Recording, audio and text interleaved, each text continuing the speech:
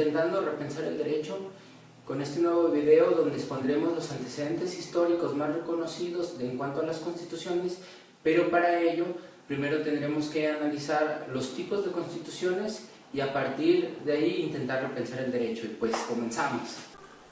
Bueno, para comenzar a ver los antecedentes de las constituciones en cuanto a su origen, primero tenemos que ver los tipos de constituciones. Esto para poder estar en posibilidades de repensar ese derecho.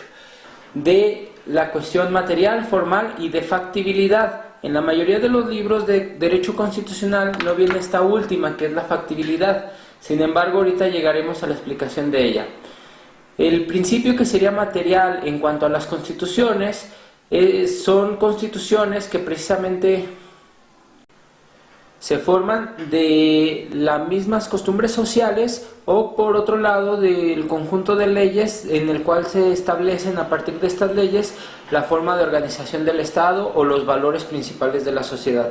Recordemos que las constituciones contienen dos elementos principalmente, sobre todo las constituciones modernas.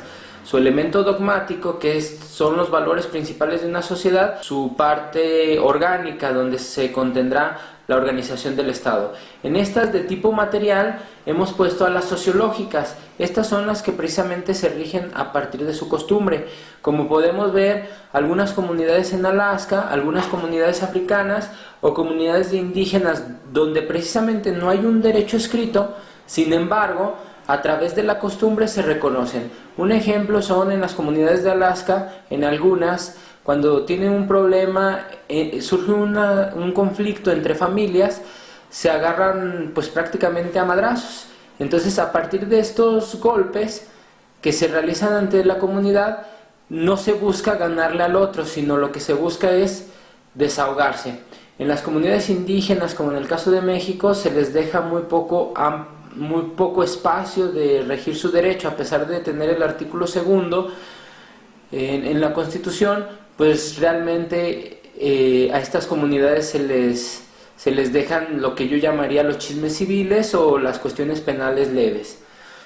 Por otro lado tenemos las históricas. Las históricas tienen un derecho escrito a base de diversas leyes, o en el caso de Inglaterra, por ejemplo, que estaríamos en este Reino Unido ante una constitución histórica, se formula a partir de las sentencias dentro del sistema common law. Entonces, a partir de estas sentencias o un conjunto de leyes, no propiamente una constitución escrita como la mexicana, sería una constitución histórica. Y ahí se establecería, por ejemplo, las facultades de la reina y las facultades del ministro, a través de estas sentencias. Por otro lado, tenemos las constituciones formales, dentro de las cuales ya se consideraría cuando esa cuestión material se instaura en un instrumento por escrito, como es el caso de México, y a estas constituciones se les denomina de tres formas: racionales, moderno o liberales. De estos tres términos yo les dejaría nada más el de la cuestión moderna, entendiendo la modernidad en tres pasos, iniciada en 1492, como modernidad temprana, modernidad como tal, intermedia, que sería el concepto que yo usaría para estas constituciones, y modernidad tardía en la que vivimos, ¿no? Llamémosle posmodernidad, como le llamemos, estamos en la modernidad tardía. ¿Por qué no llamarlas racionales o liberales? Racionales se les denomina precisamente porque surgen supuestamente a partir de la idea de la Ilustración, y entonces en la idea de la Ilustración europea lo que se entiende por razón o racional es esa razón lógica impulsada por... y que la modernidad europea lo que constituyó fue una racionalidad única.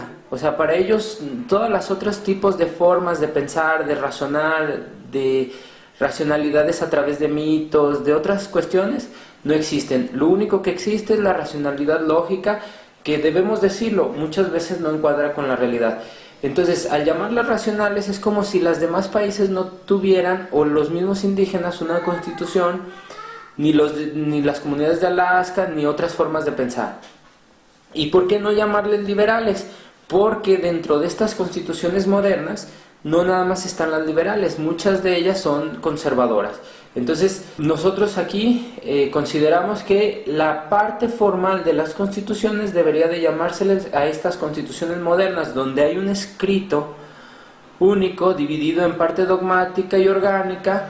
La primera constitución fue la norteamericana, la segunda puede ser la francesa y la tercera la Constitución de Cádiz, y a partir de ahí ya van a surgir varias en América Latina y en algunos otros países europeos.